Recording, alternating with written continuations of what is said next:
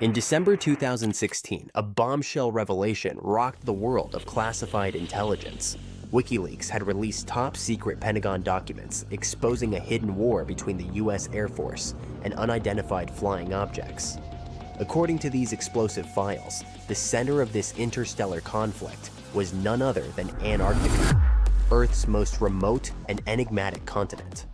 During the summer of 2016, the US Missile Defense System detected an entire fleet of UFOs rising from the Southern Ocean and heading at high speed toward the Mexican coast.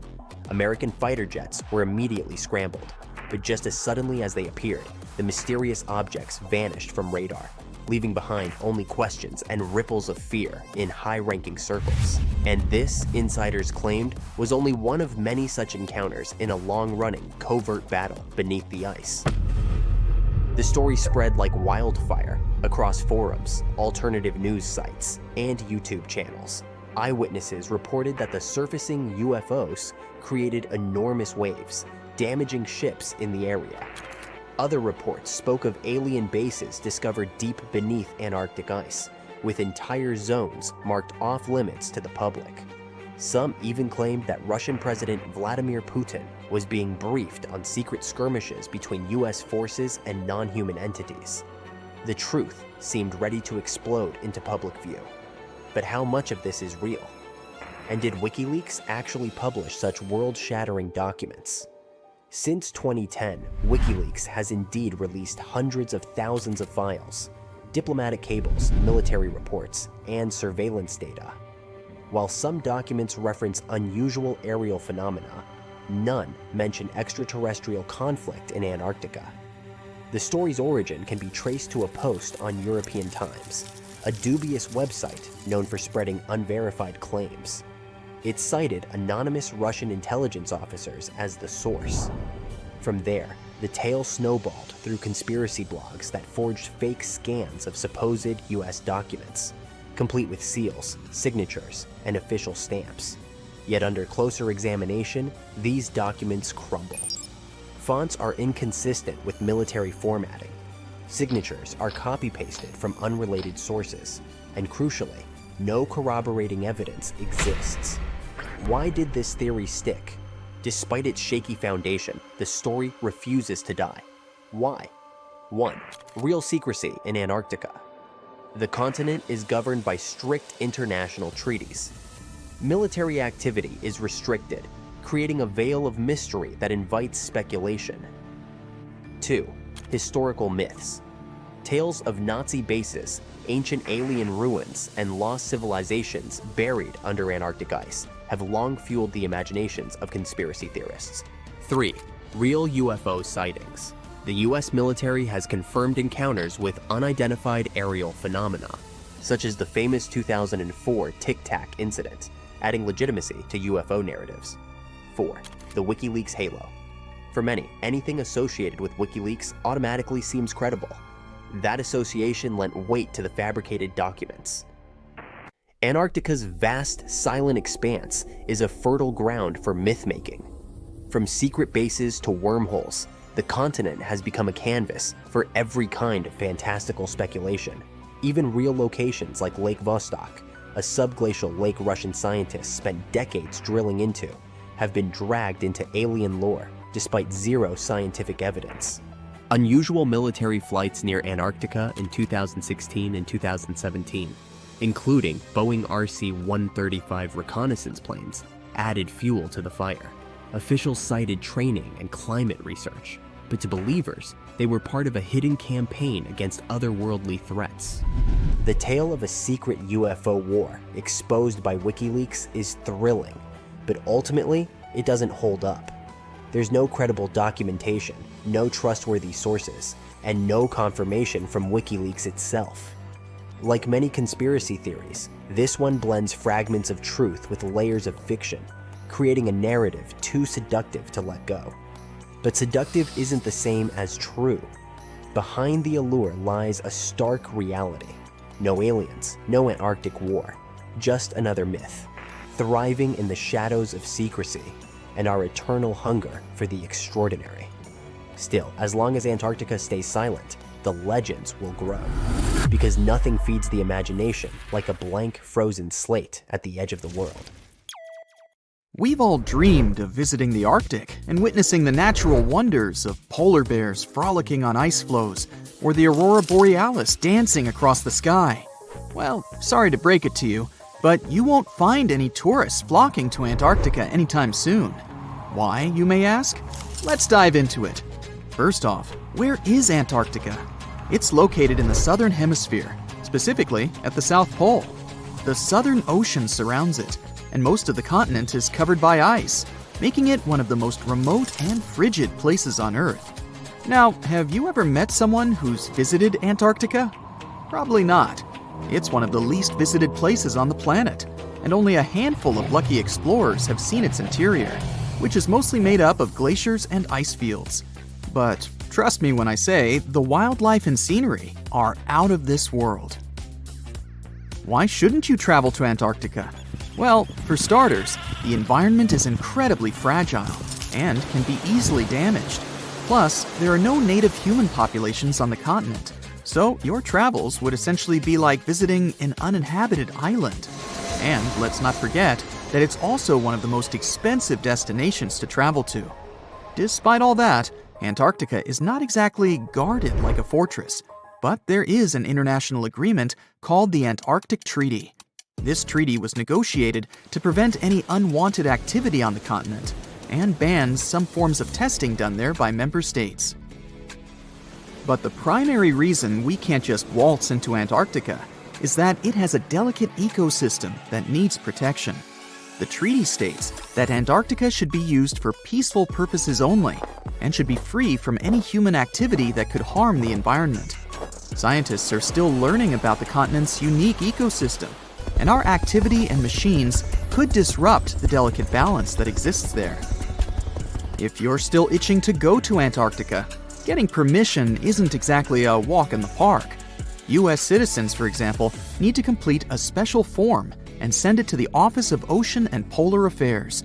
And once you're there, you'll need to follow some strict guidelines to protect the environment, like not disturbing any wildlife or taking souvenirs like rocks, plants, or animals. Now, technically, can you live in Antarctica? While there are no laws banning people from living there permanently, it's a very inhospitable environment and unsuitable for human habitation. Temperatures can reach -76 degrees Fahrenheit and below, making it nearly impossible for anyone to survive without the proper equipment and experience. Plus, the nearest piece of land is over 1,000 miles away, making any inhabitants completely cut off from the rest of the world. Who knows? Maybe one day we'll get the chance to visit this unique and fascinating continent. But until then, let's admire it from afar. Let's now talk a bit about the discovery of Antarctica. Unlike other places that were already inhabited, Antarctica never had a native human population. Ancient Greek philosophers had an idea about the continent and called it Antarctos, meaning opposite the bear. The bears it refers to are not the polar ones though, but rather the Great and Little Bear constellations, which are only observable in the northern hemisphere. As a result, the term signifies the opposite of the land of the bear. Whaling and sealing voyages in the late 1700s and early 1800s would venture further south when rounding Cape Horn at the tip of South America. It was known that going further south often meant stronger winds, but also the risk of hitting floating ice of all sizes and of winds and seas that could prove dangerous to the ship and crew. Captain James Cook was the first to cross the Antarctic Circle on January 17, 1773, in the Ross Sea region. He reached a point further north a year later, and though he didn't sight land, he came to within 50 miles and saw deposits of rock held in icebergs, indicating that a more southerly land existed. The first sighting of Antarctica is widely acknowledged to have taken place in January of 1820, during the voyage of two ships under the command of Captain Fabian Gottlieb von Bellingshausen, as part of a 2-year exploratory expedition around the world to discover new lands. The captain's ships were the first to have crossed the Antarctic Circle since Cook. The first undisputed landing on Antarctica didn't happen until much later, on January 24, 1895, at Cape Adare during the whaling voyage of the ship Antarctic, led by Henrik Bull. A small boat with 6 or possibly 7 men on board rowed ashore during calm conditions. You might not believe it, but Antarctica is actually a desert. With all that ice, you'd think it'd be like a winter wonderland with snowball fights and hot cocoa all day long.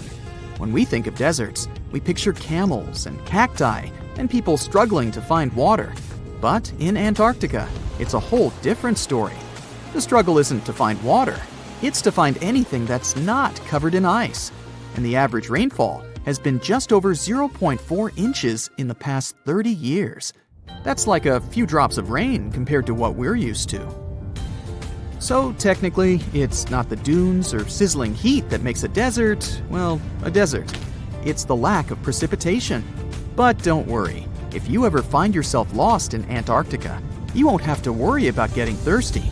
Just make sure you bring a jacket and some mittens, because it's cold enough to make you into a popsicle.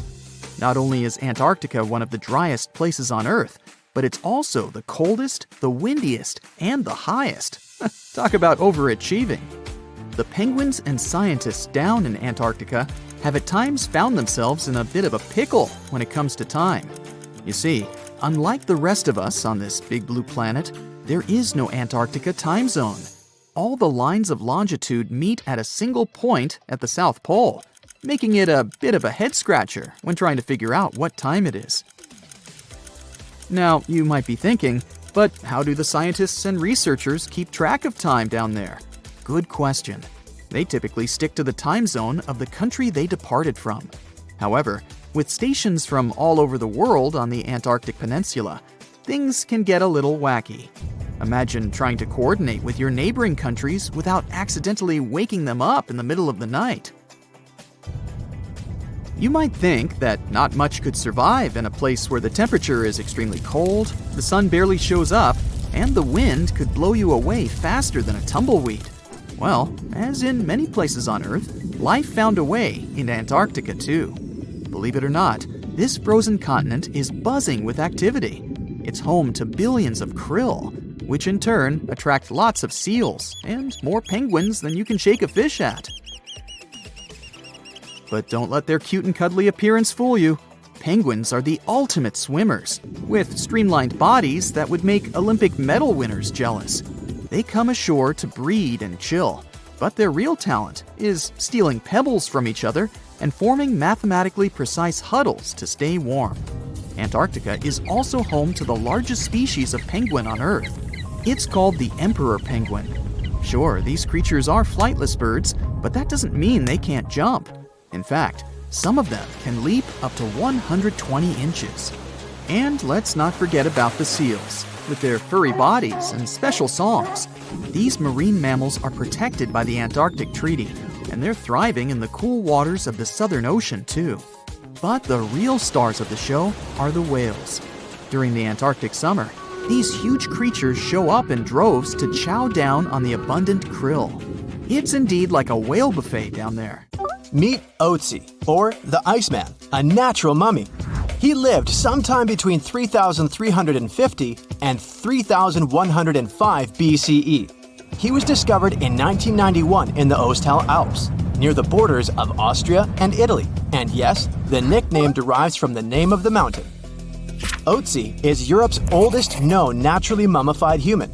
Otzi was 40-something when it happened. Science is awesome. We even know that he was left-handed and lactose intolerant. He was wearing shoes stuffed with grass and laced with aurochs leather. He also had a fur hat and carried a backpack with everything he needed to quickly make a fire. His body is now kept in a special room at a constant temperature of negative 21 degrees Fahrenheit. These days, Otzi is kind of a celebrity, featured in numerous documentaries and books. A decades-old mystery is solved. In 1942, Marceline and Francine Dumoulin left their home in southwestern Switzerland to get some food, but they never returned. No one knew what had happened to them. A ski resort worker solved the mystery 75 years later. he found two people dressed in 1940s fashion in ice. DNA tests revealed that they were the exact married couple. The couple had 7 children. After their parents' disappearance, the children never stopped looking for them. One of the children, Audrey Dumoulin, said she wouldn't wear black to the ceremony. She thought that white would be more appropriate since it represented hope, which she never lost. I'll take you back to 2016, an ordinary summer day. A gold miner was traveling in search of gold in Canada. He spotted something in the melting ice. He got closer. A treasure greeted him. Well, a treasure for science. The miner found the oldest and most complete wolf mummy ever discovered in the world. This wolf was part of an ecosystem that no longer exists today. The local people named the 57,000-year-old pup Zur, meaning wolf in their language. Experts have been able to get a glimpse of what Zur's life was like thousands of years ago. They've discovered that she mainly ate fish and other seafood instead of large mammals. Previously, scientists assumed that Yukon wolves mainly fed on bison or musk oxen during the Ice Age. You're hiking Mont Blanc in the French Alps. You see a small metal box blinking at you from under the ice. You slowly approach it. Oh, it's full of jewelry worth $340,000. This is a real story.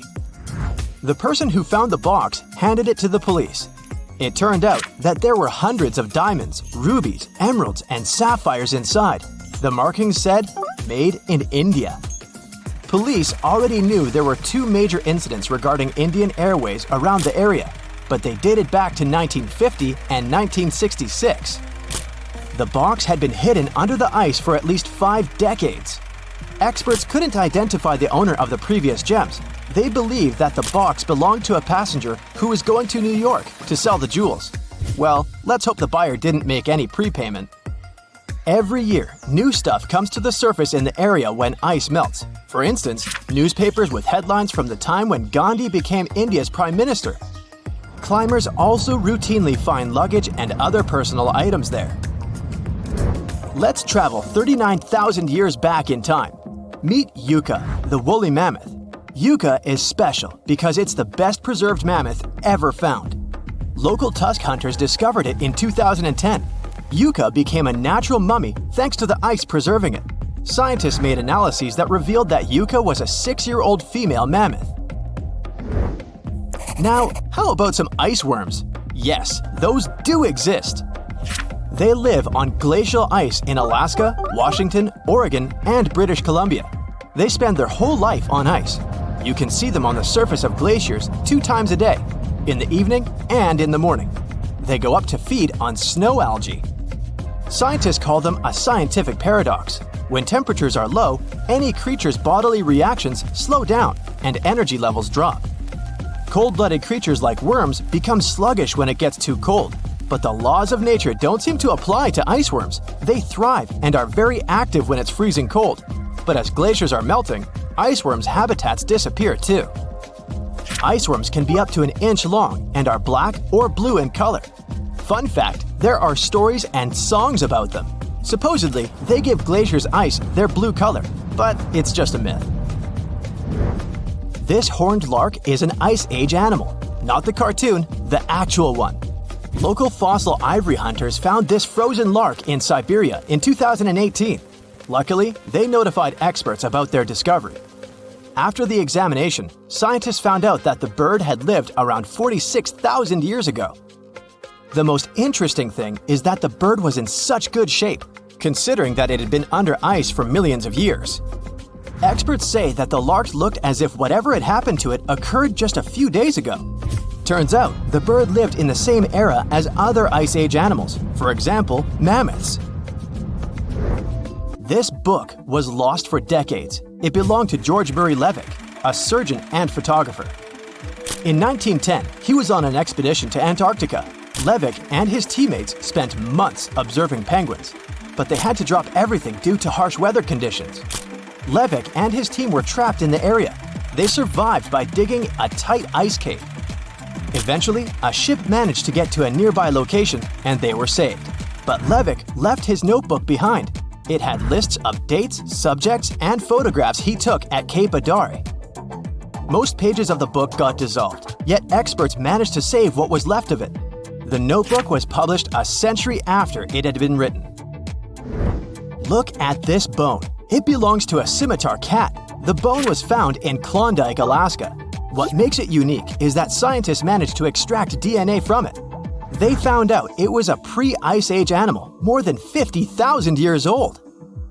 Scientists used to assume there weren't any scimitar cats in the world, but this bone debunked previous theories. Plus, researchers found out that these cats had had natural hunting abilities, good eyesight, and endurance for long-distance running. At one point in the past, the number of animals the cats hunted started to decline, and ultimately, scimitar cats were outcompeted and eventually disappeared. Not just iceworms, but also viruses live in ice. Researchers revived 33 types of ancient viruses, which had been frozen 15,000 years ago. 28 of them were unknown to science. It might sound a bit scary, but scientists say that these viruses are unlikely to harm people. You can put your doomsday pack aside. Before, viruses even older than these ones were revived without any problems. For instance, in 2014, scientists found a virus that was around 30,000 years old in, guess where? Yes, Siberia. But microbes that can cause problems do concern scientists. For example, after a heat wave in 1941, bacteria got out of a frozen reindeer carcass trapped under Siberian permafrost. Several people living in a nearby village were hospitalized because of the effects of the virus. Who knows what other viruses can be trapped in older permafrost layers? Well, let's hope they remain where they are. Fingers crossed. Bonus: in the 1960s, an underground facility was built in Denmark. The details of the project were first revealed only in 1995. When the facility was decommissioned in 1967, its infrastructure and waste were left untouched. Authorities probably thought that the facility would be forever entombed by snow and ice. But studies claim otherwise. When the ice melts, the camp will reappear, and so will everything in it. Let's hope nothing unpleasant comes to the surface. So, there's a mysterious doorway in the middle of Antarctica. Some people think it's Bigfoot's vacation home, or a shuttlecraft from Star Trek, or maybe a door to Agartha, a mythical kingdom some people believe is located in the center of the Earth. Well, the scientists debunked all these poetic theories and explained that what looks like a mysterious doorway is located in an area of fast sea ice. It's offshore of the coast and is full of little islands with shallow water around them. When ice flows around hard rocks hidden underneath, it can create patterns that look odd but are totally normal. In this spot, the ice is thin, so the rocks underneath have a big effect on how the ice moves. The cold winds in Antarctica also shape the ice and snow and make it look like they're lines and shapes. So, the mysterious doorway is just a rocky ridge poking out because the ice has melted a little. The top of the doorway is the tip of the rock, and the sides are snowy trails left by strong winds blowing in the same direction. It's essentially an iceberg that got stranded and is melting in one place. One YouTuber found another out-of-place mysterious object more than 150 miles off the shore of Antarctica, a 400-foot-long ice ship. The internet went wild with theories like that the ship must have ended up there right from the Bermuda Triangle. But there was no scientific proof that it was a ship and not just a large chunk of ice. And once some other internet users revisited the place, they noticed the ice melted in the summer and the hypothetical ship was gone. Another mysterious Google Maps find in Antarctica was a pyramid. And before you make up an exciting theory about how the ancient Egyptians built a secret base here, I have to tell you it turned out to be just a mountain. It's part of the tallest mountain range in Antarctica that stretches for almost 250 miles. It's not the first pyramid on this continent, as explorers from the British Antarctic expedition found another unusually shaped mountain and nicknamed it the Pyramid. But this one didn't even have a pyramid shape. Here's one Antarctic find that definitely won't disappoint you: a giant ice shelf that reminded scientists of the Grand Canyon. A special submarine robot named RAN, covered over 600 miles under the thick ice, and brought back some amazing footage of icy mountains, valleys, flat plateaus, and swirly patterns made entirely of ice. One of the strangest things RAND found was giant bowl-shaped holes, or scoops, in the ice. Sadly, scientists lost track of the robot. They think that curious Wendell seals may have accidentally bumped into RAND and caused it to get stuck. To save energy, RAND probably shut itself down, and the scientists couldn't find it again. But the team is hoping to build a new robot and continue exploring this icy canyon to see how the patterns under the ice might change over the years. Another huge Antarctic canyon was found thanks to bad weather. A team of sound experts had to pause their work at the Casey Research Station in a storm. Instead of waiting around, they decided to use the unexpected free time to map the seafloor near Adams Glacier. And that's how they found a canyon that is almost 7,000 feet deep, almost 30,000 feet wide, and stretches over 28 miles away from the glacier. During the mapping, they discovered just part of the canyon before they had to go back to the research station. But when bad weather came in again, the ship went back and mapped more of the canyon. They were working in waves up to 13 feet high and super powerful winds, but they managed to get about 15 hours of data to complete their map. On the way back to Australia, they stopped one last time, and now they've got a full picture of the canyon. Studying it is helping scientists learn more about the history of glaciers and the interaction between the Antarctic ice sheet and the ocean. Now, there's a frozen lake in Antarctica called Lake Enigma. For a long time, people thought the lake was completely frozen solid. But during one expedition, researchers found that under the thick ice, there was a layer of liquid water about 40 feet deep. To learn more, they drilled through the ice and sent down a camera to explore what was hiding in the lake's depths. The lake's water, which they think comes from the nearby Amorphous Glacier through a secret underground pathway, was filled with strange microbial life. These tiny microbes lived in mats that covered the lake bed. Some of the mats were thin and spiky, and others looked like crumpled carpets, or even small tree-like shapes that grew up to 16 inches. Many of the microbes could make their own food through photosynthesis, just like plants do, and it gave the lake a high amount of oxygen. One of the coolest discoveries was a type of microbe which usually lives in low-oxygen places. Lake Enigma might be similar to environments on icy moons like Europa or Enceladus. So it could mean that these moons also have hidden water under their ice and possibly microbial life too. One more mind-boggling discovery from Antarctica is tiny pieces of amber in mudstone, found here for the very first time. It took scientists years of studying incredibly well-preserved fossilized roots, pollen, and spores that they found back in 2017. Amber proves that resin-producing trees once grew in Antarctica, part of a lush rainforest that existed near the South Pole during the mid-Cretaceous period. Back then, disclaimer, I wasn't around then, the trees would have had to survive through months of darkness during the long Antarctic winters. Scientists believe they adapted by going dormant for a long time.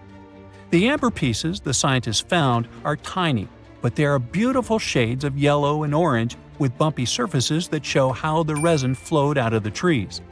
This resin likely leaked out to protect the trees from insects. It was preserved because water quickly covered it and kept it safe from sunlight and air. A scientist was browsing through satellite images for brown trails of penguin waste and found 4 new colonies of emperor penguins at the base of the globe. These new colonies likely have been around for years, though 3 of them are rather small, with fewer than 1,000 breeding penguins each. One of the new colonies was found close to a place called the Lazarev Ice Shelf, where there used to be a larger penguin colony. They thought this colony went extinct in 2019, but it seems the penguins have just moved a bit because of changing sea ice conditions. So studying them can help us learn more about how emperor penguins adapt to changes in the environment. Now, there used to be a giant river system in Antarctica 40 million years ago. Researchers found proof of it after studying soft sediments and hard rocks from the frozen seabed. They looked at tiny bits of radioactive elements, like uranium and lead, and learned that the deeper dirt came from the time of dinosaurs. The dirt closer to the surface was younger and had an interesting pattern like the kind you see in river deltas today, such as in the Mississippi River or Rio Grande. Scientists found tiny signs of life in the sand. The river that once flowed here started in the Trans-Antarctic Mountains and traveled 930 miles before it reached the sea. Researchers kept studying newer layers of dirt from about 20 million years ago. They hope this will help them predict what the Earth's weather patterns might be like in the future. Antarctica wasn't always a frozen wasteland. A long time ago, it was full of life, and 56 million years ago, something terrifying stalked its jungles. A giant, flesh-eating bird. It was around 6 feet tall and weighed as much as a lion. For millions of years, nothing could challenge it. So why did it disappear? And could there be even bigger predators still hidden beneath the ice? Paleontologists found 2 massive claw bones in Antarctica, sharp, curved, and powerful, belonging to this bird. They were dug up from the Epresian-aged rocks of Seymour Island, which means they're around 40 to 50 million years old. Their shape left no doubt. These were the so-called terror birds. Their scientific name is Forus raceti, some of the most fearsome predators to ever walk the Earth. They were flightless and didn't even need wings. Instead, they could sprint at breakneck speeds, like ostriches from a nightmare. For millions of years, these birds ruled South America. But now, for the first time, their presence has been confirmed in Antarctica. No surprise here. Back then, South America and Antarctica were still connected, allowing animals to easily commute between continents. So these birds probably migrated south to adapt to life on Antarctica's prehistoric landmass. It didn't just survive here, it thrived. But at some point, this nightmare of an animal vanished. Why? Most likely because of the temperature changes. Antarctica was cooling, slowly turning into the frozen wasteland we know today. Its prey may have declined, leaving the predator without enough food. Eventually, it disappeared, leaving no descendants behind. Researchers hope that they'll find a complete skeleton eventually. They're also wondering where there might be even bigger species waiting to be discovered. Perhaps these birds evolved into a completely new Antarctic lineage. But for now, all we have are 2 giant, creepy claws. People often think that there are almost no animals or plants in Antarctica. But that's not true at all. Penguins waddle around, and forget the cute tiny ones. Antarctica used to have 6-foot-tall monsters. The emperor penguins are the largest penguin species alive today. They can dive over 1,800 feet deep and hold their breath for over 20 minutes. There were giant ancient penguins around 38 million years ago. They were the size of humans. Fossils show they had long, sharp beaks, making them terrifying hunters of fish and squid. The fish there are also absolutely fascinating. Forget giant squids. Colossal squids are nightmares even bigger. Some reach over 40 feet long with massive, super sharp beaks and eyes the size of dinner plates. Finally, orcas, the apex predators of the Antarctic Ocean. They hunt in packs, working together like a wolf pack of the sea to take down seals, fish, and even massive whales. There are even tiny plants like moss and algae. Antarctic hairgrass and pearlwort. They somehow survive against all odds. There are many other myths going on about Antarctica. For example, some people think that when icebergs break off from glaciers, they immediately start drifting straight into the open ocean until they melt. But the reality is way more chaotic. First, when an iceberg breaks off from a glacier or ice shelf, it has to deal with underwater obstacles. It can stay stuck on the seafloor for decades without moving. Then, they get caught in powerful whirlpools and spin in place for months. One iceberg, a 23A, spent nearly 40 years frozen in place before finally breaking free, only to get caught in a swirling ocean vortex for another 8 months. After that, their paths are influenced by ocean currents, tides, winds, and even underwater topography. They don't just float freely, their movements are full of literal unexpected twists. And speaking of glaciers, another strange rumor is that some humans can't travel more than 311 miles inland in Antarctica because of an impassable ice wall, freezing jet fuel, deadly winds, and no oxygen. But this is completely false. Antarctica has been explored by planes, vehicles, and even scientists on foot. There's an entire research station sitting at the South Pole. People live there all year long. The ice wall is real, a massive ice cliff rising above the ocean. But that isn't some secret barrier, it's an ice shelf. These are thick slabs of ice that form when glaciers slowly flow off the land and spread over the ocean. Almost 3/4 of Antarctica's coastline is made up of them, but they don't form some giant ring around the world. Antarctica is one of the most extreme places on Earth, but we've conquered its challenges, and we keep learning more about it every year. That's why every year, millions of dollars are poured into keeping research stations running, protecting wildlife, and making sure the people who live there have everything they need. But where does all this money go? Well, Antarctica stations are basically small cities. There's electricity, heating, water purification, food storage, and medical facilities. The biggest station, McMurdo, is basically a town with over 1,000 people in summer.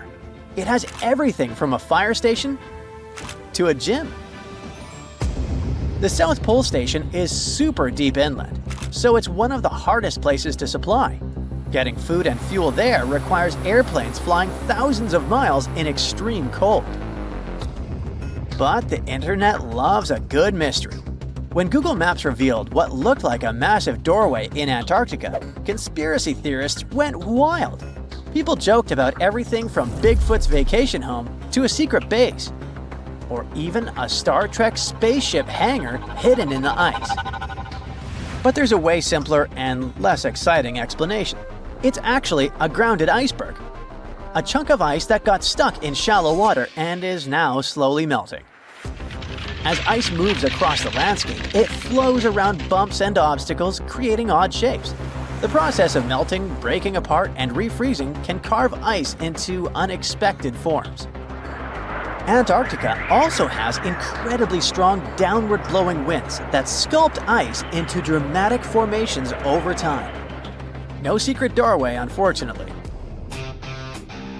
And speaking of doors, for years, Ushuaia, Argentina, has been called the gateway to Antarctica, the last stop before the icy continent, the place where expeditions begin. But there's another option. Punta Arenas, Chile. Let's compare them. Ushuaia is closer to Antarctica. It's the top departure point for tourists going on cruises. But no regular flights to Antarctica. No major scientific bases operating from here. It's basically controlled by the military, which refuses to allow private flights, only commercially operated ships. Yes, Punta Arenas is further from Antarctica, but 22 countries and global organizations use it as their main base. There are regular flights to Antarctica happening there every year. Private airlines can actually operate here, making it the real air connection to Antarctica. Ushuaia may have the best location physically, but Punta Arenas actually runs the show. Argentina made a huge error in picking its Antarctic airbase. Instead of setting up a simple, accessible base at sea level, they built Marambio Base, very high, on rough terrain, completely impossible to reach by land. Everything has to be flown in by helicopter, making operations slow, expensive, and frustrating. For 50 years, Argentina stubbornly stuck to this bad decision, while Chile set up efficient, well-planned bases that the world now uses. If things don't change, Ushuaia will be nothing more than a tourist stop. But what's terrifying is that Antarctica seems to be returning to its past. It's supposed to be the coldest place on Earth, but something shocking happened just recently. For the first time in recorded history, temperatures in Antarctica broke 68 degrees Fahrenheit. This continent is buried under miles of ice. Usually, temperatures there can drop to minus 112 degrees, But in the winter of 2020, scientists recorded an insane 69 degrees on Seymour Island, hotter than many places in Europe at that time. Scientists believe there are several reasons for that. First, there are changes in the way heat moves around the planet's waters. Second, melting permafrost due to the planet warming. It looks like the climate is changing faster than expected. Hey, look at this rock. At first sight, it looks like a regular boring rock, the likes of which you can see when walking along the beach. Its color doesn't stand out, and its weight is pretty regular, around 4 pounds. But everything changes when you learn that this rock was born on Mars, traveled all the way to Earth, and ended up in Antarctica. Now the story sounds much more fascinating. So let's find out the details. Researcher Roberta Score, who worked on the ANSMET project, which stands for Antarctic Search for Meteorites, of the Denver Antarctic program, found this meteorite in 1984. If you want to decipher the name of the space traveler, I can help you. It comes from the place where the scientists spotted it, the Allen Hills of Antarctica, hence ALH. And then we've got the year of the discovery and the number of the sample. If you think that Roberta picked up the rock and exclaimed something like, "Woohoo, I'm holding a chunk of Mars," I'll have to disappoint you. At the very beginning, it was totally unclear where the meteorite came from. And one thing confused researchers even more. The meteor was very different from other meteorite groups found on our planet. Okay, but then how did they finally figure out it was a visitor from Mars? All thanks to traces of gas similar to those that make up the atmosphere of the red planet. We learned about its composition thanks to the brave Viking lander that carried out the necessary analysis in situ in 1976. Anyway, back to our rocky discovery. It's actually very special, and not only because the rock arrived from far, far away. Among those several thousand meteorites found on Earth, just around 100 have likely come from Mars. And even so, our guy is different from them and seems to be part of a separate group. So let's go into the past and follow the life story of this cosmic traveler. It most likely formed around 4 billion years ago on its home red planet. One day, which wasn't very different from others, turned out to be life-changing for this peaceful rock. A meteorite impact catapulted into space, and it started its own journey as a small asteroid. At that time, it was way larger than at the moment of discovery on Earth. At one point, ALH got close to Earth and, who knows, probably decided to explore something. That's how, 13,000 years ago, it ended its space journey by colliding with our planet. At the moment, this Martian fragment is the oldest we've got. But at first, it wasn't all that popular. Only in 1996 did it become way more famous after a groundbreaking discovery. You see, some NASA researchers started wondering, well, the fragment is obviously very old, but then, could it have recorded any traces of life that could have been thriving on Mars at the time ALH formed on the red planet? And guess what? Those scientists turned out to be right. They detected traces of very fine magnetite particles. Those were completely similar in structure and chemical composition to the particles we have on Earth. They're called magnetofossils, and magnetotactic bacteria produce them. So it might mean that, at one point, there were some forms of life on Mars. In April 2020, scientists from the Japanese Space Agency made another discovery. They detected nitrogen containing organic material of Martian origin in our meteorite. So, who knows what new astounding secrets further examination of the meteorite might reveal? At the moment, though, all you can do is travel to Antarctica and find more of them. The thing is, this place is great for meteorite hunting. Surprisingly, we have found nearly 50,000 meteorites in Antarctica, and hundreds of thousands are still waiting to be discovered. Each of these space rocks can tell us a story of the evolution of the solar system.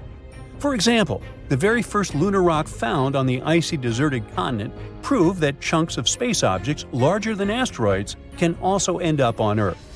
So, let's say you got inspired and decided to go meteorite hunting all the way to Antarctica.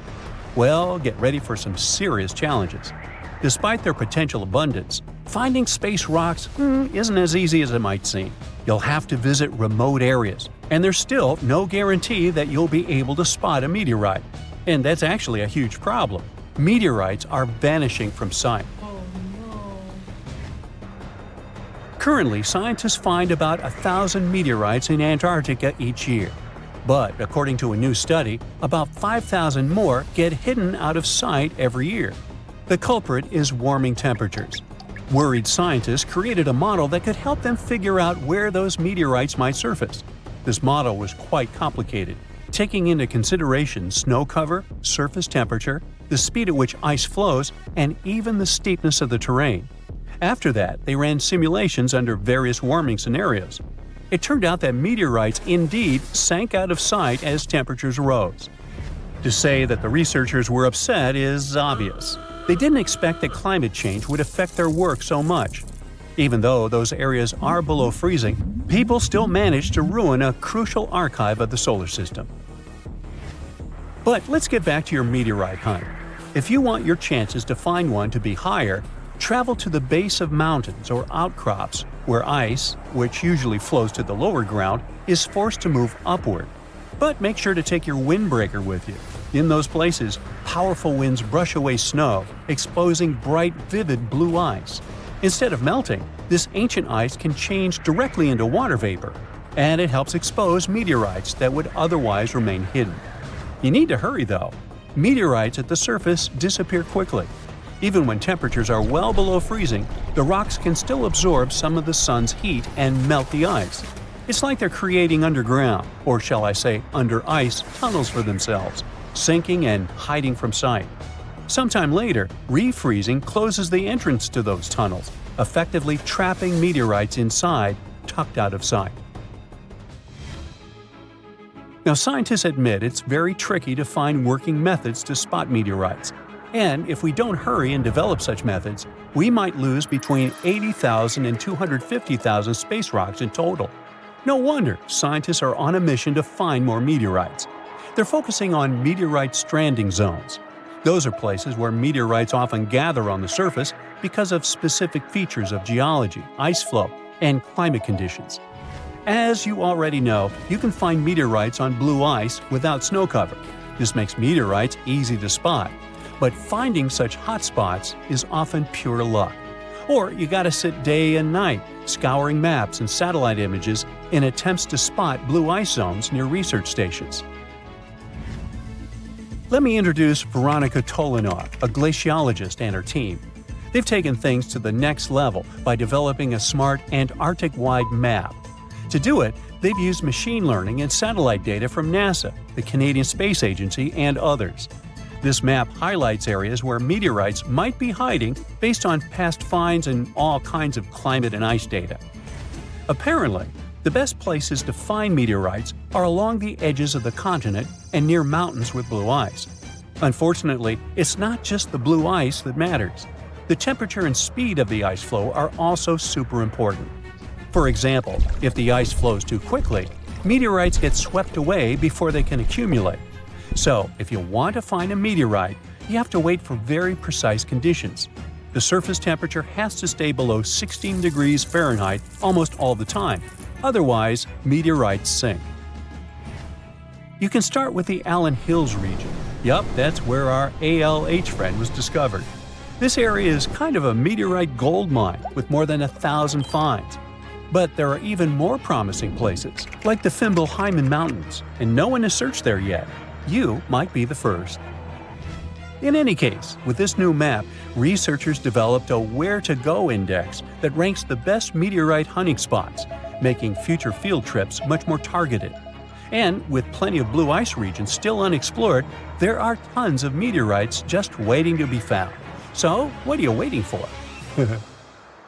Antarctica. It was once a green land full of dinosaurs, but now it's a frozen continent bigger than that of the US that doesn't belong to anyone. It isn't hard to find. Wherever you go, just go south until you get to the big icy thing at the south pole of our planet. It lies within the Antarctic Circle, and it's the largest single mass of ice on Earth.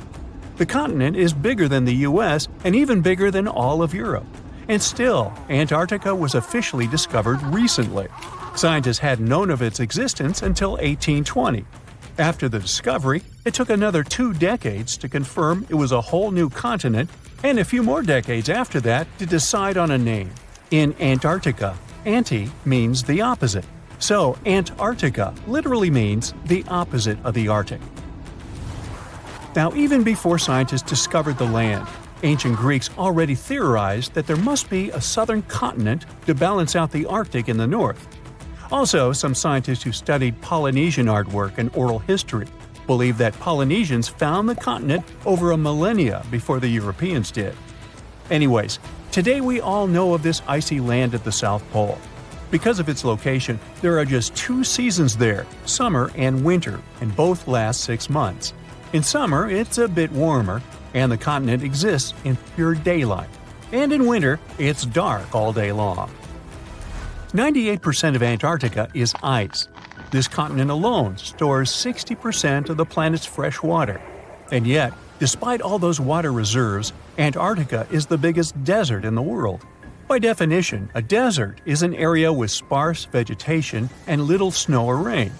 Notice that plenty of sand isn't a necessary condition here, even though the continent does have some sand and even sand dunes. It also gets a lot of wind. Antarctica is the windiest continent on Earth, and wind speeds can reach 200 miles per hour. That's even faster than hurricane winds. The little snow the land gets never melts. It just builds up over time, for centuries and millennia. So there's a thick ice layer there. This makes Antarctica full of hidden secrets. There's a whole new world underneath its ice. For example, there are a lot of mountains on the continent that are like 9,000 feet tall. It's taller than 3 Burj Khalifas stacked on top of each other, if we must, and that's currently the tallest skyscraper in the world. But we don't see all those mountains because they're all hidden under the ice sheet that's almost 16,000 feet thick. There's also a lake down there, beneath over 11,000 feet of snow. The lake is called Lake Vostok, named after Vostok Research Station, under which it's located. Originally, it was just a hypothesis. Over a century ago, a scientist suggested that the huge pressure created by tons of ice could decrease the melting point of ice in the lowest layers of the ice sheet, creating liquid water, which could form a lake. He didn't prove his ideas in his lifetime, but others continued his work and confirmed that this theory was true. There's also a canyon in Antarctica, hidden underneath huge masses of snow too. It's deeper than the Grand Canyon we have in Arizona. There is a mountain range that divides the continent into 2 parts, East Antarctica and West Antarctica. The western part of the continent is experiencing higher temperatures and is starting to melt. If West Antarctica melts and releases its stored water, it will raise the average global sea level by about 16 feet. That will be enough for some cities all over the world to completely disappear. Perhaps the first to turn into a water world will be Thailand's capital, Bangkok, which is just 5 feet above sea level. Then it will be Amsterdam in the Netherlands, followed by Ho Chi Minh City in Vietnam, Cardiff in the UK, and New Orleans in the US. People do a lot of work in Antarctica now, residing there for many months at a time to study this mystery of a continent. Over the years, even a few children were born there. But it's not a country, and the land doesn't belong to anyone. It's governed by the Antarctic Treaty System, an agreement of peaceful research and collaboration that suspends all territorial claims. It was first signed by 12 nations, and now there are 59 supporters, half of whom have decision-making powers. The continent is occupied all year round by researchers from all over the world. There are about 5,000 people living there in summer and about 1,000 in winter. Yet no one is a permanent resident there. People come and go, and the scientists take turns spending time there. The average yearly temperature there is negative 30 degrees. But there was a time when Antarctica was about as warm as Melbourne, Australia is today. It was about 40 to 50 million years ago. I wasn't around then. But the continent had green forests and dinosaurs roaming its land, chilling in the sun in a 63-degree Fahrenheit environment. That was before penguins. In our age, it's so cold that you won't even find any trees or bushes in Antarctica, just the snow. The only plants that can thrive in such extreme temperatures are lichens, moss, and algae. People can't stand such freezing conditions for lengthy periods of time either, so the continent has never had any indigenous population. Well, that is, if we don't count penguins, seals, whales, and a few other types of birds that live there now. Antarctica's fauna is the scariest and least diverse on the planet because only a few organisms can withstand its harsh conditions and because non-natives aren't allowed to be brought there. So, if you decide to travel to Antarctica with your cat, well, you can't. Hey, I don't make the rules. But those few species that live on the South Pole totally own the place. There are no more than 5,000 people there and around 20 million penguins. They are a kind of settlers, though. Penguins' first ancestors lived in Australia and New Zealand. There are still a few penguin species there, including the smallest penguin on Earth that is just 1 foot tall. Still, most of the penguins migrated to Antarctica at some point, possibly because they were attracted by the greater food supply there. It's not the cold that made them like the land. It turns out, most penguins leave the continent when the summer ends. The only ones that stay there are male emperor penguins, and they do it to warm and protect eggs left by their mates. But where do all the other penguins go? At first it was a big mystery even to scientists, but then they attached some tiny location devices to the legs of a few of these animals and figured it out. Penguins go to live in the southern oceans while it's too cold in Antarctica. None of them go ashore for half a year until they get back to the continent. When they come back, it's when those eggs, left for male penguins to nurture, start hatching, and so penguin families can be together when it happens. Penguins eat different fish, and the ocean is full of those despite its cold temperature.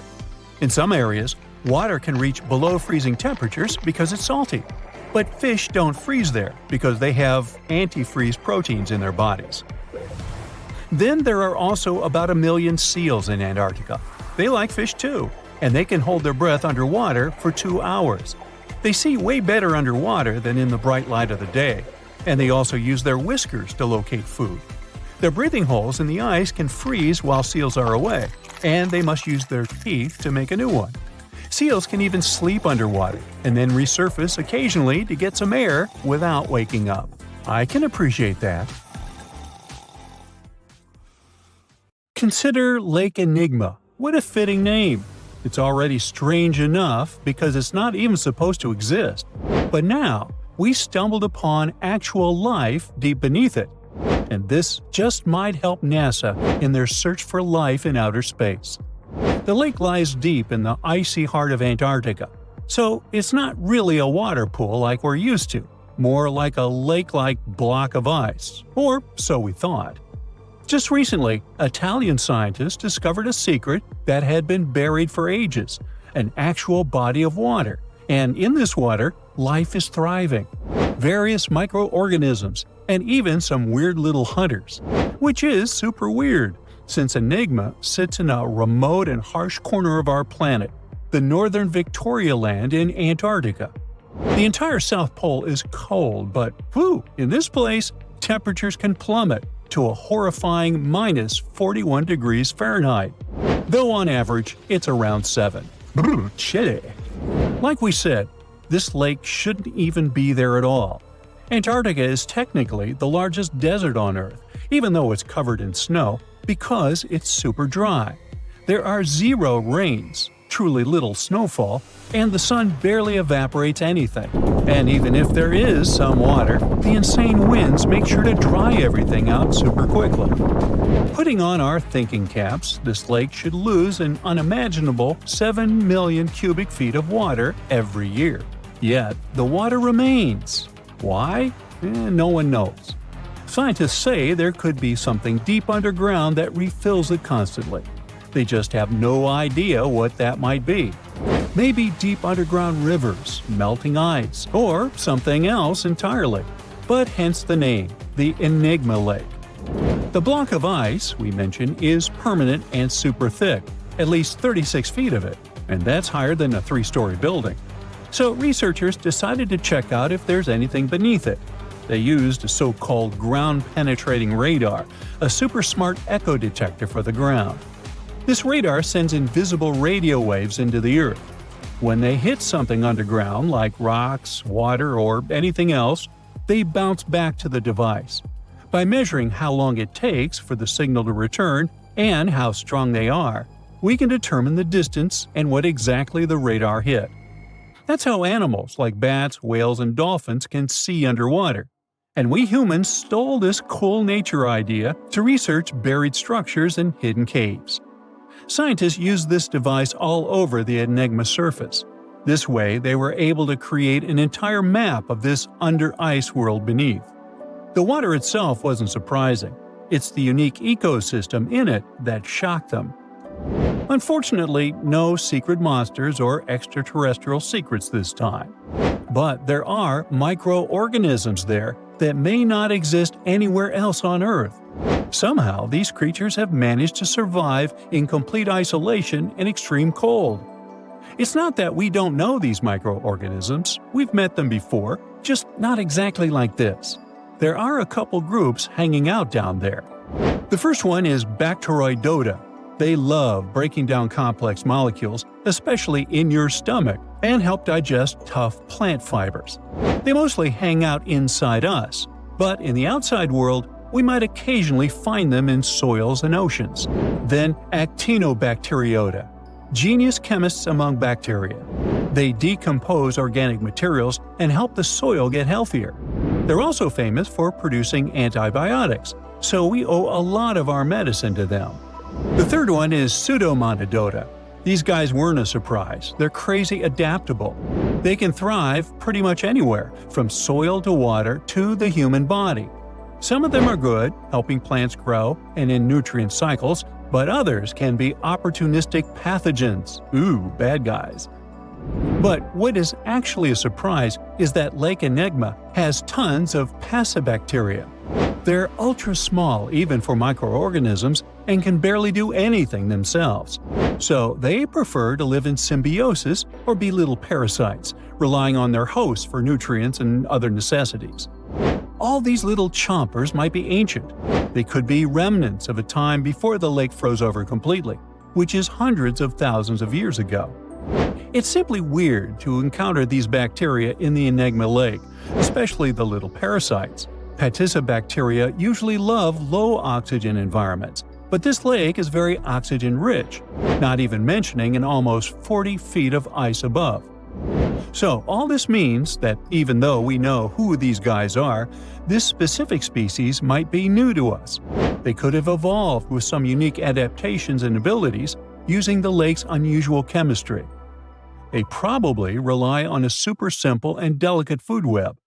Some of the microorganisms produce energy from light, well, whatever light gets down there, or the lake's chemicals. The symbiosis guys most likely survive by living on or inside their neighbors. Yep, these microscopic creatures hunt each other. Nope, things can't be peaceful even in a place like that. If we find out what their secret to survival is, we might learn more about chemistry, medicine, and even extraterrestrial life.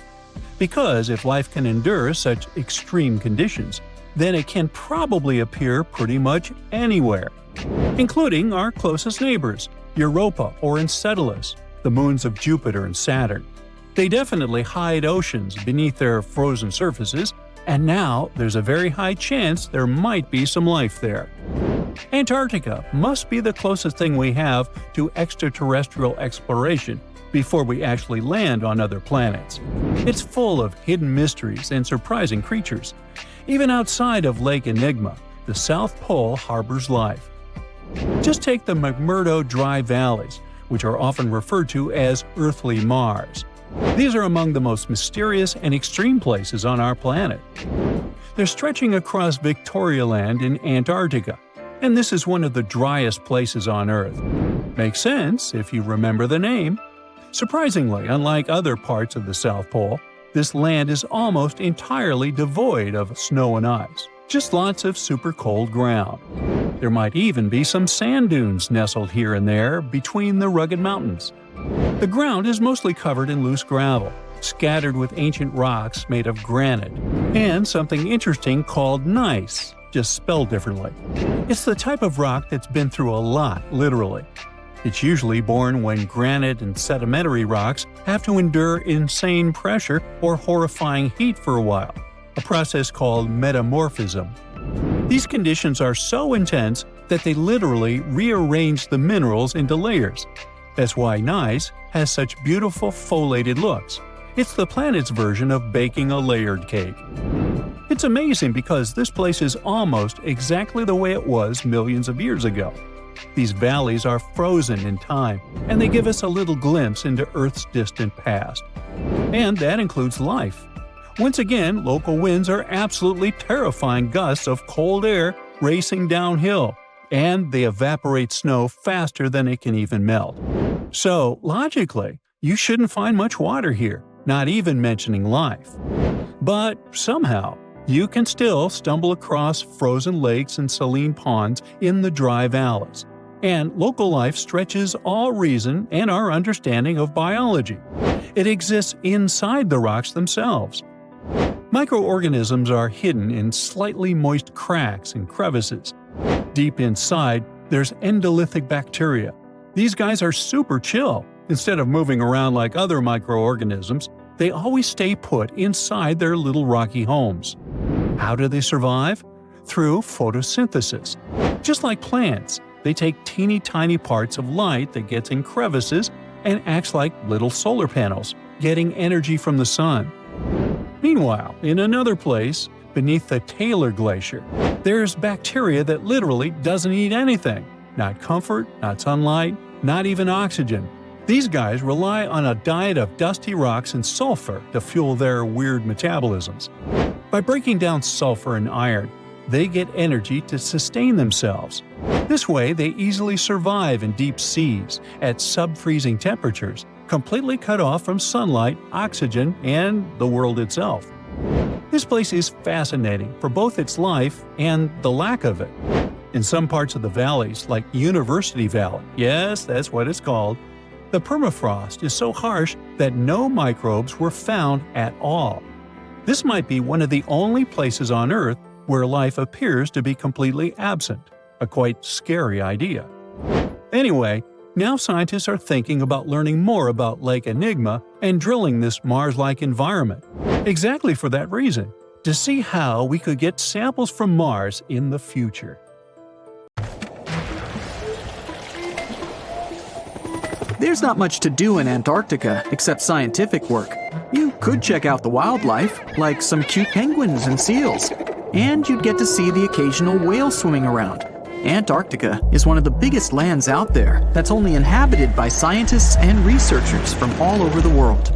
These scientists dug a hole through some pretty thick ice to study the ancient air and how the atmosphere cleans itself. They used a special drill and dug a clean cylindrical hole 450 feet below the surface. Some of this ice can be up to 800,000 years old and is a good indicator of what the climate was like in the past. It's like checking out tree rings to determine how old a certain tree is, except it's more complicated than that. After the effortless digging, they decided to drop some ice to the bottom of the hole to see what would happen next. They heard some really unusual sounds.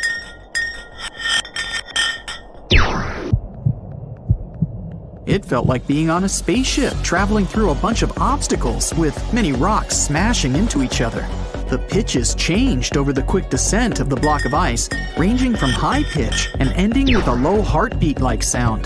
The scientists were puzzled when they first heard this and dropped some more ice, only to find out that the same type of sounds were being produced, just in different variations. They couldn't tell what was down there, and, more importantly, why these kinds of sounds were produced. Antarctica boasts quite a few volcanoes, many of which are under super thick sheets of ice. Scientists discovered 91 volcanoes and claimed there could be more, potentially making it the most extensive volcanic region in the world. While they were doing regular scientific research, they came across many unmistakable large cone-shaped figures underground. Some were as deep as 2 miles in the ice. Some of the peaks were over 3,000 feet tall and dozens of miles across. But on the surface, it's as plain as a sheet of paper. They may have dropped that block of ice inside an actual volcano that they were standing on, but it's unlikely. Even though the underground volcano presence was discovered by accident, there's a small chance they were actually standing on one where they had their workstation set up. It's more likely that they worked in an area where studying ancient climates is easier and less dangerous than other places. They collect ice samples and study them in a lab. It's like discovering a prehistoric insect embedded in amber millions of years ago when dinosaurs used to roam the land. But instead of little bugs, scientists study ancient dust, air bubbles, sea salts, volcanic ash, and anything else that may have come from the environment. They can practically tell how the climate was during that time. These ice samples might show that Antarctica's western ice sheet melted when the Earth's climate warmed up. If it did, then it's likely to happen again. That would mean sea levels rising, affecting coastal cities and small remote islands. But scientists aren't sure it's true, despite some evidence to back it up. The process of studying ice samples can take a week or even a year, depending on what they find. They crush or melt the sample bit by bit. And like those tree rings, the deeper the layer, the further we go back in time. In order to study ancient bubbles trapped in ice, researchers have to crush the samples under a vacuum hood to keep the air out while extracting the air and putting it in vials. There are various instruments and devices to study the ice samples, but because it's so sensitive to damage, each measurement must be in a clean room setting so that nothing gets compromised. The scientists have to wear proper bodysuits and many layers of gloves and constantly get ventilated. Even something as tiny and insignificant as a fingerprint can ruin a sample. They look for certain patterns to see changes in the atmosphere's composition and temperature. But dropping a few blocks of ice down a hole wouldn't be so bad. The reason why it made such a peculiar sound is the same reason why a moving car sounds different when it's honking than when it's stationary. The scientific word for it is the Doppler effect. It's an obvious change in the frequency of a wave with respect to an observer who is moving relative to the wave source. The effect doesn't mean the frequency of the sound changes, it just shifts. And this can be said about other types of waves, like water and light. But sound waves are the most popular ones when it comes to the Doppler effect. So, when the scientists dropped the ice block down the bottom of the hole, the sound waves traveled back up and bounced around the narrow tube where they drilled. That's why they got the pew pew sound. Let's not forget that this ice block traveled 450 feet beneath us. Oil ships dig holes in the oceanic crust that go thousands of feet beneath the Earth. The Kola Super Deep Borehole in Russia is the deepest hole ever made by humans. It goes more than 40,000 feet below the surface and took almost 20 years to reach 7.5 miles. Below it is only half the distance to the mantle. In terms of the whole Earth, this very deep hole is literally scratching the surface. This wasn't a hole to dig for oil, and wasn't in the ocean either. The drilling was stopped in 1992 when the engineers found out that the temperatures were 100 degrees Fahrenheit higher than they predicted. And then it was abandoned, and it's just been a barren hole now. But that's the closest we've dug to the center of the planet. The scary thing is that some of the workers on the site could hear voices coming from within. All the way in Yemen, an ancient hole exists in Barhout, in the east of the country in the middle of the desert. It's actually closer to Oman than to the capital Sana'a. This hole has puzzled experts and locals. Unlike the holes in Russia and Antarctica, this wasn't man-made. Or was it? It's been around for many years, and the locals try to steer away from it. They don't even like talking about it, since they claim it brings bad luck to those around it, or to whoever utters its name. They claim it was created as a prison for spirits, but many rule that out. The hole is 98 feet wide and somewhere between 330 to 650 feet deep. You can also hear strange sounds coming from the inside. But according to some scientists, the well has little to no ventilation and barely has any oxygen down there. So it's unlikely that anyone, or anything, lives down there. The Challenger Deep in the Mariana Trench caught some low-pitched grumble sounds in March of 2016. Some of these grumbles were followed by screeches. They caught these sounds in a span of weeks, using a titanium-encased microphone so that the immense pressure of the lowest point on Earth wouldn't crush it. They had to lower it slowly as well, since it's 1,000 times the atmospheric pressure at sea level.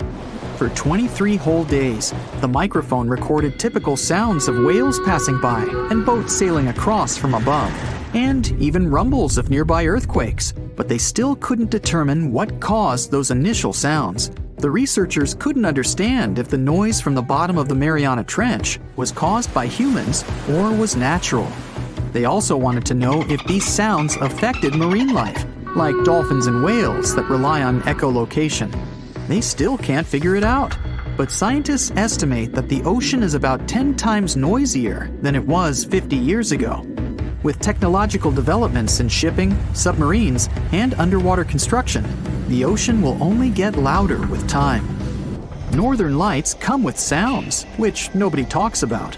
They're usually audible when the auroras are at their most powerful presence. Scientists were always puzzled as to what caused the faint popping and crackling, even though they were very far above us. They used some special microphones and found out that the sounds came just 230 feet above us, which is pretty low. They're caused by electrical charges gaining power in a specific region of the auroras. The electrical charges are disturbed by magnetic storms that fire up the northern lights. As a result, some tiny sparks are released into the atmosphere, causing the faint crackling and popping noise. This sleek, state-of-the-art submarine named Ran was sent to explore the depths of Antarctica. But as soon as it discovered something, it mysteriously disappeared. So, what happened? It all started when scientists wanted to explore one of the most remote and mysterious places on Earth, the Dodson Ice Shelf in West Antarctica. This ice shelf, silent giant, stretches 30 miles wide. That's almost the length of New York City. It stands between two icy promontories, the Martin and Bear Peninsulas, and it hides an entire world of geological mysteries. If you think that Antarctica is nothing but a desert of super thick snow and ice, you're wrong. There are entire landscapes hidden deep down there. The underside of the Dodson Ice Shelf is a rugged, dynamic terrain shaped by the slow, relentless forces of nature. There are towering ice formations, deep troughs, and bizarre structures stretching for hundreds of feet. Scientists are super curious about it, but as you can imagine, this landscape isn't easy to explore at all. To find out more, we have to scan the area with satellites or try drilling through the snow, trying to collect the big picture, piece by piece. But these methods only gave us vague hints. The real breakthrough happened when scientists came up with the idea to let the submarines explore it. Autonomous submersibles could swoop deep into the icy waters beneath the Dodson Ice Shelf and tell us what's up down there. These robotic explorers have fantastic advanced sonar systems. It's that thing that bats or dolphins do. They can use sound to see the world. Basically, they send out sound waves underwater, and when those waves hit something like the ice shelf above or the seafloor below, they bounce back to the system. Animals feel how long it took for the sound waves to return and how they changed. And this helped them understand what's located where. For example, clicks that dolphins send out tell them where the fish are. We copied this crazy evolutionary trick and adapted it to our underwater exploration. Only our version is much cooler, with a higher level of precision, so we created detailed maps of the environment. The Rand submarine was one of those robotic explorers. It was named after the Norse deity of the sea. Ran had been meticulously programmed to navigate a treacherous landscape of Antarctica. But even with all this training, its journey led to an unexpected and eerie end. In 2019, Ran was sent to explore the depths beneath the Dodson Ice Shelf. It was a hero, the first one to go on a mission like this. The team said it was like seeing the other side of the moon. For 27 straight days, it worked tirelessly. It traveled over 620 miles beneath the thick ice. That's like a journey from Paris to Berlin. Ran went further and deeper than anyone could have imagined. At one point, it reached over 10 miles into the glacier's belly, and what it discovered down there was astonishing. Scientists thought there would be some smooth, uniform ice surfaces, but Ran revealed an underside marked by huge cracks, ridges. There were formations that looked like sand dunes, frozen in time. And finally, it found some mysterious swirling and teardrop-shaped patterns. They all looked more like art than geology. This actually tells the story of ice shelves and the ocean around it. Warm water sneaks in under the ice and melts it from below. Sometimes it smooths the ice out, but other times it carves out these weird, uneven shapes that look like patterns and drawings. And some of these shapes are huge, over 1,300 feet long. That's about 3.5 football fields. The reason why they look like swirling doodles is because the Earth spins. It makes the water turn in special ways, bending the shapes and drawing these spirals. It's called the Coriolis effect. Imagine you were on a merry-go-round and tried to throw something like a ball. It would go in a curve, not a straight line. Same thing happens with the water on Earth. Later, scientists found similar patterns in other Antarctic ice shelves, though they weren't as epic as the ones under Dodson. But Ran also discovered something horrifying. Turns out that these warm waters, aside from being great artists, are also a huge danger. The Dodson ice shelf isn't just hanging out serenely on the sea. It's part of a very delicate system and acts as a protective barrier that holds back huge glaciers in West Antarctica. The ice shelf is floating on the ocean, but it's still connected to the land. As warm water sneaks underneath it and the ice melts, the Dodson can't hold on to the land as tightly anymore. The protective barrier starts to weaken, and this lets the glaciers behind it move faster into the ocean. When those glaciers flow into the sea, they add more water, which could cause sea levels to rise, eventually changing our coastlines. Rand stumbled upon huge pockets where the ice was melting at alarming rates, all due to powerful underwater currents. It was like seeing a ticking clock on the glacier. The stakes were high, but luckily the submarine was ready. This time, it managed to return. And then, it worked for 5 more years, helping scientists with tons of useful data. The missions were daunting. There could be periods where Rand slipped into the pitch-black cavity beneath the glaciers, spending 24 hours without communication. But it was mapping every peak and every valley. It gained experience from over 40 missions below ice. Then, in early 2024, Rand went on a mission to the Thwaites Glacier. The mission was bold from the start. This place is also ominously referred to as the Doomsday Glacier. It's called that because it's slowly melting and has the potential to raise sea levels worldwide if it collapses, causing catastrophes everywhere.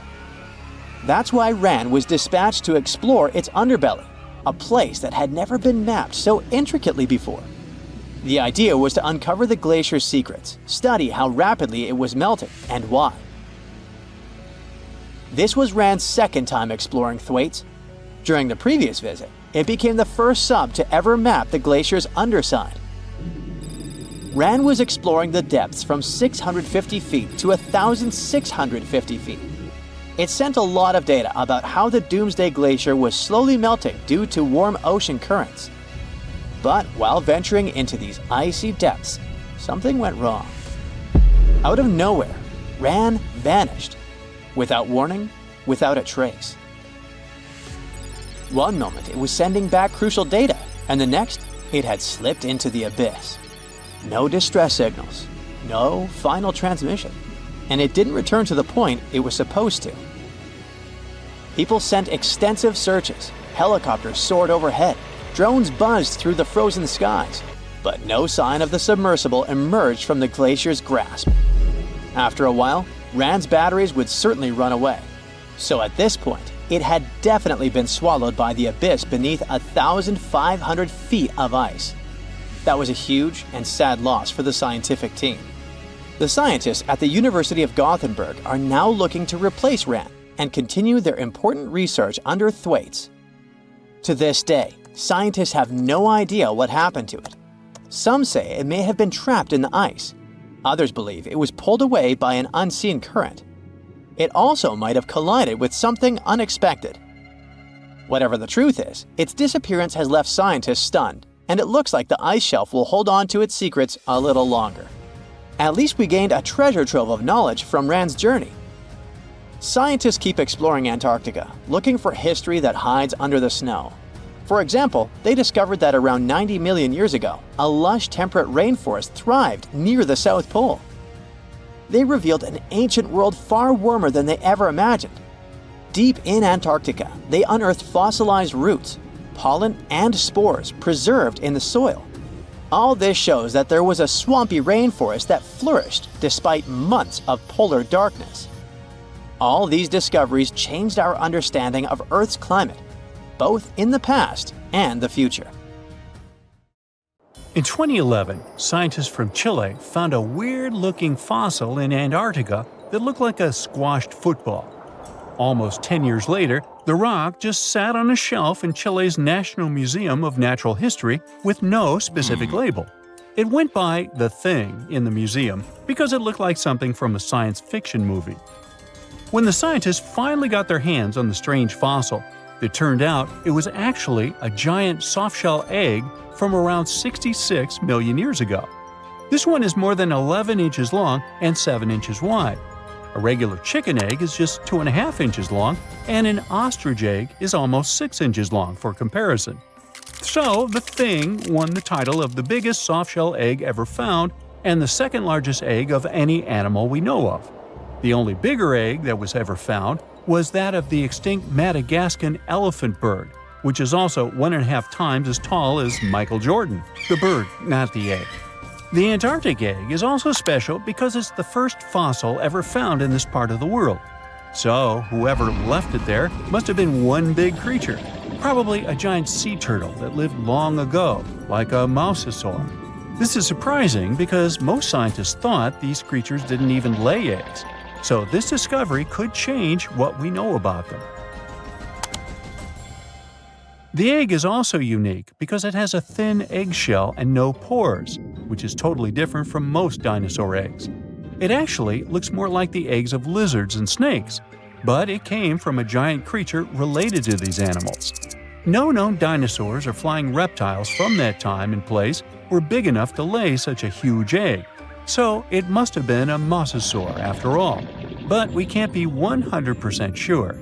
Scientists did a lot of work and studied 259 types of living reptiles, like lizards and snakes, and their eggs. From this, they figured out that the mommy who laid the egg was probably at least 23 feet long, not counting her tail. During the late Cretaceous period, this part of Antarctica might have been like a nursery. Paleontologists have found bones of tiny mosasaurs and plesiosaurs in the same area, along with bones from the grown-up ones. Archaeologists in Norway made another cool but literally discovery and found dozens of arrows that had been hidden in ice for 6,000 years. They were melting out of a large ice patch in the high mountains, covering an area of about 45 football fields. In 2014 and 2016, when the summers were extra warm, scientists went to an ice patch called Langfoni to look around. They also found lots of reindeer bones and antlers there. Some of the arrows were whole and some in pieces, along with 5 arrowheads around the melting ice patch. This is more arrows than have been found at any other frozen site in the world. Some of the 68 found arrows date back to the Neolithic period, and the newest ones are from the 14th century of the Common Era. Ice is like the perfect time machine that can preserve whatever ends up there in an almost perfect condition. Langfoni became famous as one of the first ice patch sites after a local hiker found a 3,300-year-old leather shoe right next to its edge. Scientists are studying places like this to understand how people use these sites and how the ice patches from Norway to North America changed over time. Now, once upon a time, around 32,000 years ago, to be exact, a squirrel buried some seeds near a river in Siberia. Am I the only one getting the Ice Age vibes? Anyway, these seeds belong to a plant with cute white flowers. Thousands of years later, a group of scientists found these seeds buried deep in the frozen ground, about as far down as a 12-story building is tall. The seeds were surrounded by ice and bones of animals, like mammoths, bison, and woolly rhinoceroses. The mature seeds had been damaged, maybe by some squirrel, but some of the younger seeds still had good plant parts inside them. The scientists carefully took those out and put them in small containers to help them grow. And here comes the coolest part. They were able to grow the plants. Their flowers were shaped a little differently from the flowers of the same plant that grows today. After a year, the Ice Age plant even made new seeds.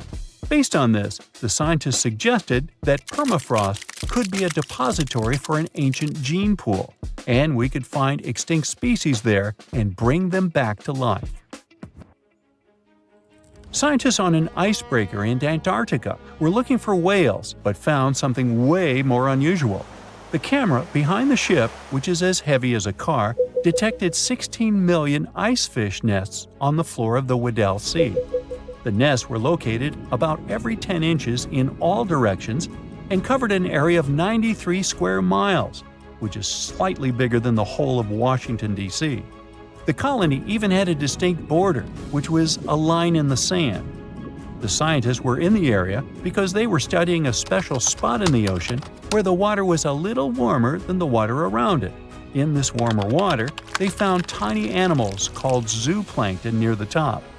When the young icefish hatch, they swim up to this area to eat the zooplankton before going back down to the seafloor to grow up and have their own offspring.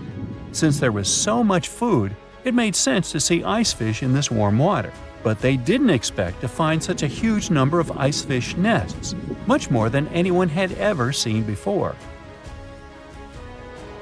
New Zealand's Antarctic Heritage Fund found some old photo negatives in a hut in Antarctica. They turned out to be unique images from the Ross Sea Party. It was a famous failed expedition led by Ernest Shackleton. He wanted to become the first person to cross Antarctica by land, from the Weddell Sea to the Ross Sea, passing through the South Pole. But things went wrong when their ship, the Aurora, was blown out to sea. They had to use the hut from another explorer, Captain Robert Falcon Scott. His goal was to be the first person to reach the North Pole, but sadly, he didn't succeed either. The negatives were made of cellulose nitrate and were found stuck together in the small box. The Trust took the negatives back to New Zealand, where they carefully separated them and discovered 22 hidden images. Many of the photos were damaged, but the Trust could still recognize some familiar places around McMurdo Sound, a well-known area in Antarctica. No one knows for sure who took the pictures. In December 2021, some scientists noticed a strange mark on the Larsen ice shelf, a giant sheet of ice off the eastern coast of Antarctica. They thought it might be a river flowing under the ice, so they drilled down over 1,600 feet to check it out. They expected to find water, but they didn't expect to see that the water was full of fast-moving creatures called amphipods.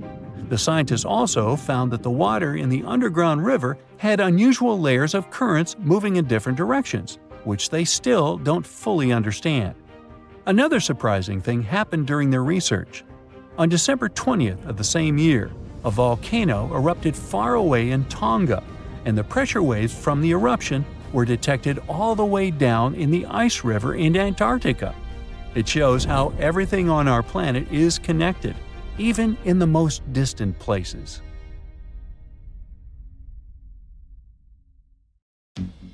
So what comes to your mind when you hear the word Antarctica? Most likely, cold, snow, ice, and penguins. Yet, this is one of the least explored regions in the world that hides many strange and unique things. Check them out. You don't have to go to Antarctica to see this weird thing. All you need to do is open Google Earth and move to one of the southernmost islands of Antarctica, King George Island. Recently, internet users have noticed a large and pretty strange cave entrance there. Where does this wide, dark passage lead? People started making suggestions. It's the entrance to a secret base or some laboratory. This is the part of the spaceship that crashed there thousands of years ago. This is the door to the ancient city of Antarctica. Perhaps there's a giant rock mountain with an ancient cave beneath all this snow and ice. Well, there's some ideas. Users have calculated the approximate dimensions of this cave. It might be about 74 feet high and 250 feet wide. You could hide a Boeing passenger jet in there. Nature probably created this entrance. This is a logical explanation, but there are two strange factors. First, Take a look at the foot of the mountain. It seems that there are steps there. They're dark in color, as if they're made of stone. And if you look closely, you can notice something similar to human footprints. Has anyone entered this cave? Or maybe someone is still living there now. The second oddity is the disappearance of the mysterious finding. For the first time, people noticed it in a Google Maps snap in 2007. Then the entrance disappeared. Then it reappeared a few years later. After that, it vanished. And in 2022, people saw it again. Perhaps old snow melts, a new layer falls, and then the wind blows it away and the cycle repeats. But the alleged steps leading deep into the cave make one doubt the natural origin of this tunnel. You can easily find the coordinates on the internet and visit the cave via Google Earth. You might see something there and tell the world. There's another strange thing people discovered with the help of Google Earth. In 2020, one user found a strange object that looked like a giant ship 100 miles off the coast of Antarctica. It was covered with ice and snow and lying on its side. It looked like a cruise ship. You could notice the windows, the deck, and the bridge. But not all people agreed with this. Some claimed it was a spaceship. Others said it was some kind of secret building. The user who first noticed the ship stated that its size was about 400 feet, which is the perfect length for a passenger vessel. But what is this ship doing in such a remote place in the middle of a glacier? How did it get here? Who was its captain? No one has found the answers to these questions yet. In 2016, people using Google Earth discovered a photo of an unknown sea monster floating off the coast of Antarctica. This creature resembled a giant squid with a length of about 200 feet. This is slightly shorter than 3 train cars. Just imagine this kraken swimming in Antarctica's dark, icy waters and dragging to the bottom everything it meets on its way. Maybe it's the great and terrible Chulu, or one of its offspring. You will quickly notice this blood-red waterfall among Antarctica's endless, dazzling white landscapes. Don't worry, it's not blood. For many centuries, the waterfall has been painting snow in a bright red color. The stream flows straight out of a white iceberg. Let's look inside and find out what's happening there. Millions of years ago, there was a small crystal-clear pond, but then a glacier formed around it. A thick layer of ice and snow blocked sunlight, heat, and oxygen access. For millennia, the reservoir remained in this cold vacuum. But at one point, the water made a hole in the icy wall and broke out. When this salty water comes into contact with oxygen, it immediately turns scarlet or rusty. Antarctica is the only place where you can find such a unique natural phenomenon. One of the driest places on Earth is located in Antarctica. It's one of the most lifeless deserts in the world, the McMurdo Dry Valleys. In this desert, you won't see the scorching sun, hot sand, and cacti. A desert means a place with a lack of precipitation and life. The McMurdo Dry Valleys meet these parameters. But this place is also unique for Antarctica, since you won't find glaciers there. Despite the frost, ice can't form in the desert because it hasn't rained for millions of years there. It also never snows. A strong wind coming from the mountains reaches speeds up to 200 miles per hour. It would be difficult for you to stay on your feet there. The wind is filled with moisture. It heats up and evaporates all the liquid and snow in the desert because of its high speed. Only dry air reaches the ground. But you can find several lakes there. They don't freeze, only thanks to the high concentration of salt. The water is so salty that large life forms can't develop there. But scientists have found microscopic organisms near the lakes. 20 million years ago, Antarctica was filled with swamps and trees and swarming with insects and animals. But now, it resembles the surface of Mars, literally. Scientists and astronauts are exploring such regions as the McMurdo Dry Valleys, since the natural conditions there are similar to those on the Red Planet. So, before you go to Mars, you can practice living in similar places on Earth. Also, scientists discovered an underwater world in the Antarctic filled with hundreds of amphipods, crustacean animals similar to shrimp. Wait a minute, it happened in the Antarctic? But the McMurdo Dry Valleys are located in Antarctica. Well, the words are very similar, but what is the difference? Oh, and don't forget the Arctic. The Antarctic is the region in the southernmost part of Earth that houses the continent of Antarctica, and the Arctic is another land altogether. They have the same natural conditions, frost, ice, and snow, but they're located in different parts of the planet. The Arctic is at the North Pole, Antarctica is at the South Pole. Now, back to the discovery. Scientists put forward theories that the ice of the Antarctic hides a vast network of freshwater rivers and lakes, and in 2022, they found a new ecosystem. Researchers explored the Antarctic Ross Ice Shelf and its underwater rivers. This is a massive piece of ice floating in the ocean. A team from New Zealand used a special drilling rig equipped with a hot water supply to drill a hole 1,640 feet deep. That's more than the height of the Empire State Building. Then, they lowered some video cameras and saw thousands of crustaceans swimming in different directions. So it seems they're very unorganized. In the waters of the Antarctic, you can also meet some of the scariest creatures on the planet. These are sea spiders. They got this name because they resemble land spiders, but they're actually a species of marine arthropods. And unlike land spiders, those in the ocean are much larger. They look like 8 strong legs without a body. One such spider can be a dinner plate in width. Some of them have no eyes and have proboscises instead of jaws. Sea spiders are poorly studied because they live in deep, cold waters. Antarctica hides many little-known animals. There are long tunnels in its glaciers leading to scary darkness. On this cold continent, people have found the remains of giant dinosaurs and other ancient creatures, such as the ancestors of modern ducks. Many underground rivers and lakes hide unexplored wildlife. Even the ice here can be weird. Take a look at these striped icebergs. They have blue, black, green, and turquoise shapes. The color depends on the conditions of the water during freezing. For example, green lines appear because of algae, blue ones form when the water freezes too quickly. Okay, I'm freezing. Time to go thaw somewhere warmer.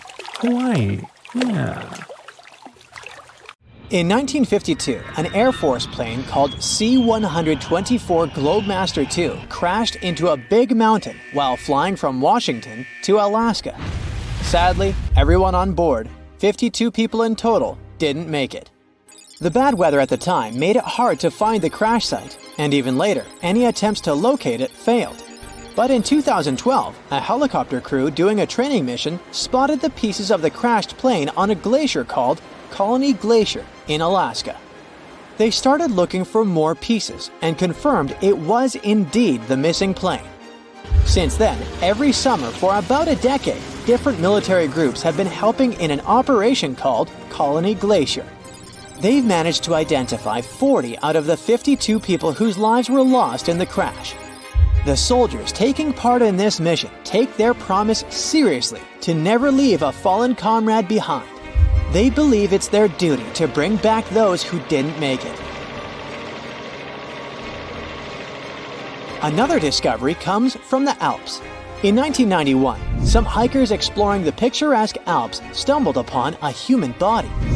It was half frozen in ice at the top of a mountain pass between Italy and Austria.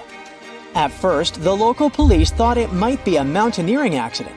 But in a few weeks, archaeologists started claiming that this guy might have lived more than 5,000 years ago. They eventually gave the frozen fellow the nickname Ötzi. He was named after the nearby Ötztal Valley. He's become quite famous as the oldest ice mummy on record. Ötzi's frozen state might not be as unique as we thought, and that's where things get really cool. Archaeologists have another theory. See, at first, everyone was convinced that Ötzi marked the start of a cooler period because he had been frozen in the ice without any interruptions since he had lost his life. Yet, over the past few decades, glaciers and ice patches worldwide have been melting away like ice cream on a hot summer day. Not just Ötzi, but other ancient relics like bodies, hunting gear, horse droppings, and even ancient skis started to appear. So, archaeologists say there are similar sites. They found quite a few, and they all fit perfectly into this growing field of glacial archaeology. It seems like as the world warms up, it will show even more ancient secrets from the deep freeze. Moving on to another amazing discovery. In 2018, William Taylor and Nick Jarman were exploring the snowy slopes of Mongolia's Altai Mountains. They found an ancient treasure trove hidden in the ice. Inside the trove, they found a well-preserved 3,000-year-old arrow shaft adorned with ochre markings. It was in pristine condition, a rarity for organic items that old. They found other items too, like a bronze arrowhead with bits of animal sinew still attached. All of these relics had been untouched for hundreds of years, since they had been locked in the ice. In Mongolia, rising temperatures have melted ice patches that remained frozen for centuries. Similar discoveries have been made in the Yukon, US, Italy, Siberia, and Norway. Thousands of sites have been identified. Yet, scientists are racing against time to document and preserve these artifacts before they're lost forever. The study of these artifacts challenges the definition of these environments as wildernesses and shows how indigenous people coexisted with nature there. Sometimes people find simple items too, as simple as a sandal. This one, discovered on one of central Norway's mountain passes, indicates that people used this route roughly 1,700 years ago. This suggests that there was less snow and ice in that area back then. The sandal, dating back to around 300 BCE, resembles Roman sandals of that era. Again, in Norway, hunters found an iron sword high up on a mountain, more than 5,250 feet above sea level. There's no nearby burial site, and it's puzzling why someone would have a sword in such a remote location. Archaeologists speculate that the owner might have become lost. Then, in 2011, unusual objects resembling giant slingshots began to emerge as the ice melted. Radiocarbon dating suggests that this particular object was crafted around 400 BCE. It measures over 3 feet long and has knife cuts. Those puzzled archaeologists until one team member recognized them as tang, or pliers, used to secure loads on sleds when transporting hay or leaving for animal food. People in the area used hay sleds with pliers until the 1950s, when tractors became more common. Now, let's get back in time to thousands of years ago. We can easily do that by looking at this woolly mammoth. This creature looks a bit like a cherished but slightly worn-out toy. This ancient giant, whose heyday was 39,000 years ago, is the best preserved mammoth ever found. Even its signature shaggy hair is surprisingly well preserved, having been trapped in glacial ice until its recent discovery in Siberia. This remarkable animal is stepping into the limelight in Yokohama, Japan. Scientists are running tests that might bring this extinct species back to life. When they stumbled upon this female mammoth, they uncovered a hidden treasure, a sample of her blood preserved beneath the ice. So they believe this ancient blood could hold the key to resurrecting the mammoth. They also found well-preserved muscle tissue. She was between 50 and 60 years old when she met her icy fate. The discovery of mammoth blood has reignited debates about the ethics of bringing back extinct creatures, like in Jurassic Park. Their ambitious plan is to implant an egg into a living elephant for a 22-month pregnancy, hoping that at least one living mammoth cell might survive. Hop on, we're going to the French Alps. We are at a spot not far from where an Air India plane tragically crashed 46 years ago. We're accompanied by a diligent mountain rescuer and his neighbor. They went to this area after a bunch of tourists had noticed a strange-looking thingy on a glacier. It was a bag. The Indian embassy in Paris got wind of it, and it was all set on getting that bag. What makes it kinda cool is that it had diplomatic mail and Ministry of External Affairs written on it. The Air India flight was on its way from Mumbai to New York when it took a nosedive in January 1966. It took 117 people on board down with it. Guess what else was inside the bag besides the soaked diplomatic mail? It had a stack of old Indian newspapers. So, alongside those, they also found bits of the plane's cabin, a lone shoe, and a bunch of cables. Totally unexpected treasures on that mountain.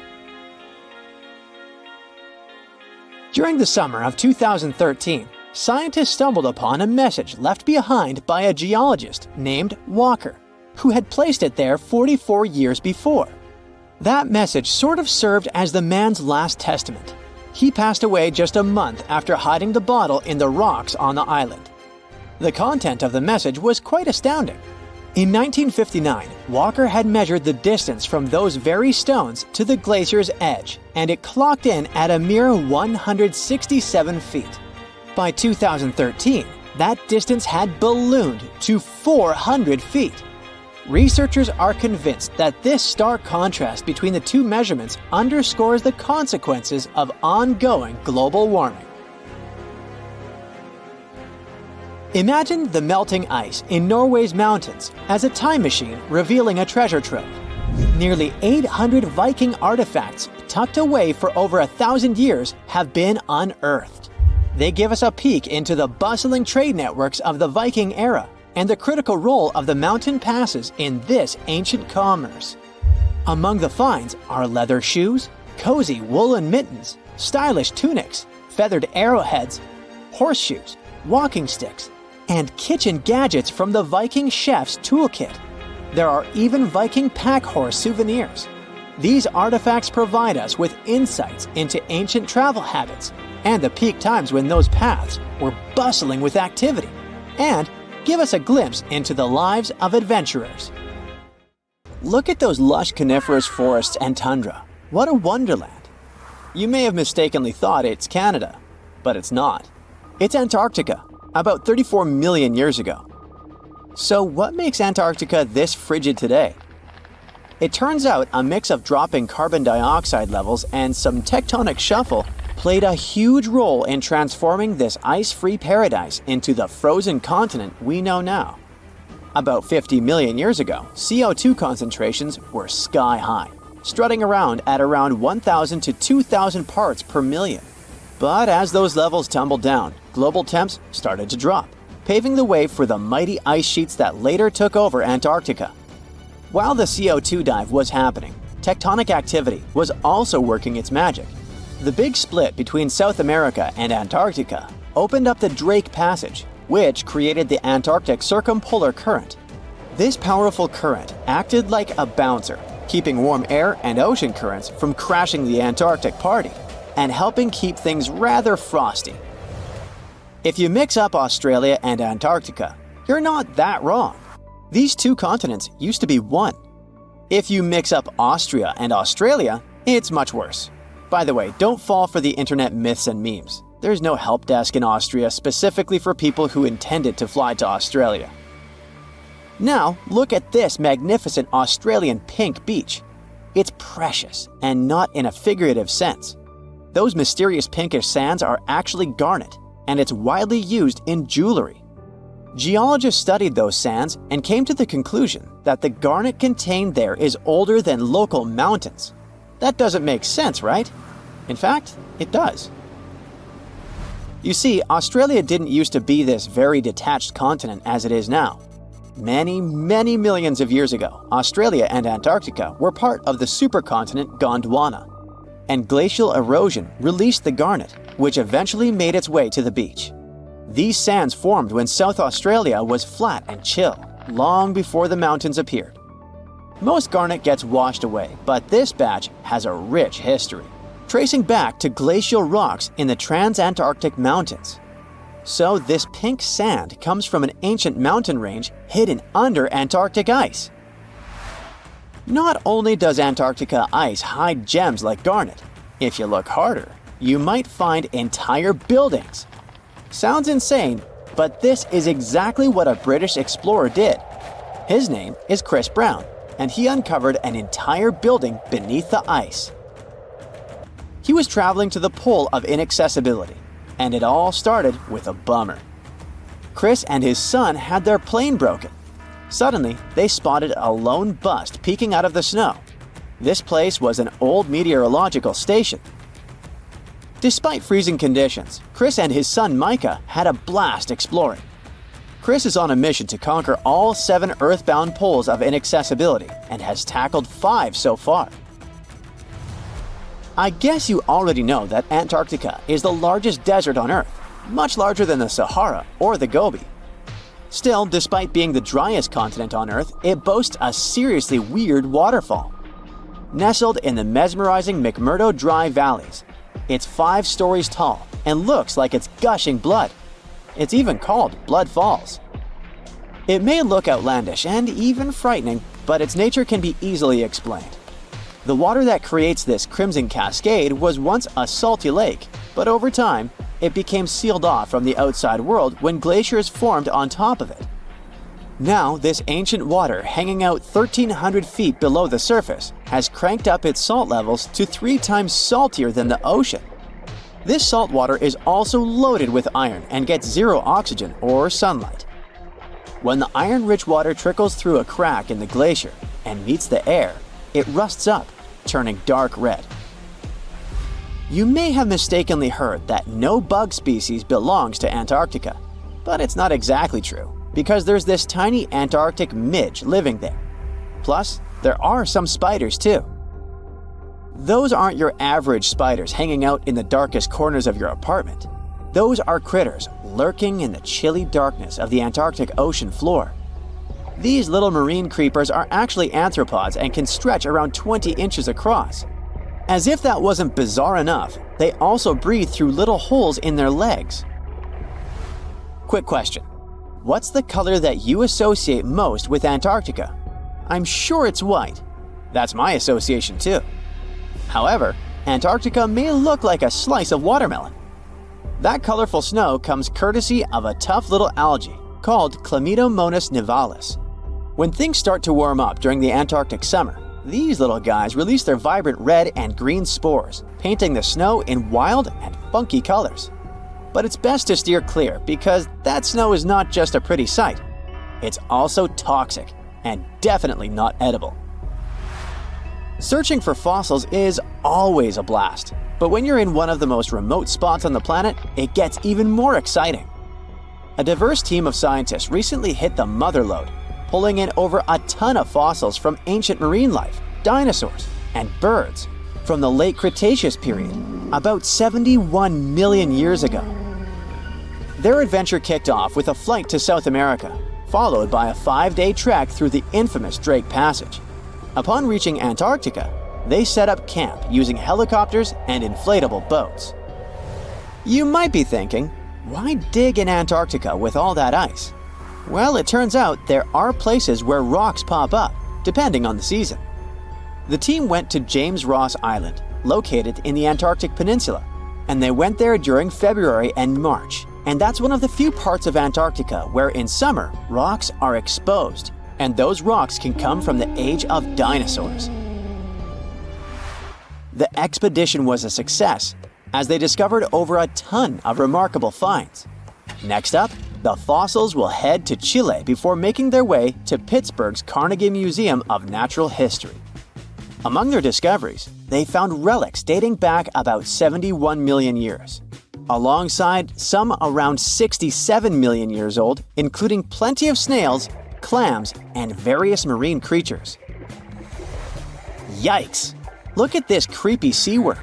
It could live in LA and be a star in a horror movie, but it chooses to call the chilly waters of the Southern Ocean near Antarctica its home. These worms can grow up to 8 inches long and 4 inches wide, but don't let their spooky exterior trick you. Research suggests they might actually be superheroes in disguise, playing a vital role in keeping ecosystems buzzing. Now, see that head? It's not really a head. It's just a retractable throat that helps this toothy creature chow down on its meals. Antarctica has many creepy critters to offer. Let me introduce you to the Antarctic strawberry feather star. It's not like Patrick from SpongeBob though. It's more like a deep-sea creature straight out of a horror movie. Picture this. 20 wiggly arms, some stretching up to 8 inches, all decked out with these bizarre little bumps. Yikes indeed. Back in 2014, scientists buried 34 seismic monitors in the snow on the Ross Ice Shelf, which is huge. Think of it as an ice slab the size of Texas, just chilling over the Southern Ocean. These clever little machines picked up a nearly non-stop buzzing. Even though our human ears usually can't catch these low-frequency sounds, scientists have worked their magic and made them audible for us. They even shared the creepy audio online. A glaciologist from the University of Chicago says that if you could hear this vibration, it'd sound like a swarm of cicadas taking over the backyard in late summer. But these glacier explorers weren't trying to capture spooky tunes. They're actually on a mission to monitor the Ross Ice Shelf because things are heating up, literally, and the ice is melting faster than ice cream on a hot day. Ice shelves are like Earth's safety plugs, keeping all that massive ice from surging into the ocean. So what exactly is making all that noise? It's likely just strong winds whipping across ice dunes, creating a kind of natural vibration.